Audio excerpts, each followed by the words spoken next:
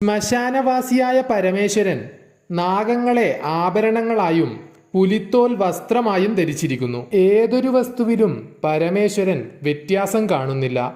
മനോഹരമായ പുൽമേടും ശ്മശാനവും അദ്ദേഹത്തിന് ഒരുപോലെയാണ്. ഭൂമിയിൽ കൈലാസത്തിലാണ് പരമേശ്വരനും തൻ്റെ പത്നിയായ പാർവതിയും വസിക്കുന്നതെന്നാണ് വിശ്വാസം. പരമേശ്വരന്റെ ജനന രഹസ്യം എല്ലാവരിലും സംശയമുളവാക്കുന്ന കാര്യമാണ്. പുരാണങ്ങളിൽ പരമശിവന്റെ ജനനത്തെക്കുറിച്ച് എന്താണ് പറയുന്നതെന്ന് പരിശോധിക്കാം.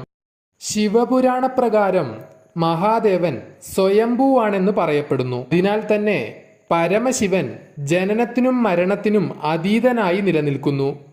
ആദിയും അന്തവും ശിവനില്ല എന്ന് പാർവതിയോടൊരിക്കൽ ദേവൻ പറയുന്നുമുണ്ട്. പരബ്രഹ്മത്തിന്റെ ഏറ്റവും അടുത്ത സ്വരൂപമാണ് പരമശിവനെന്നും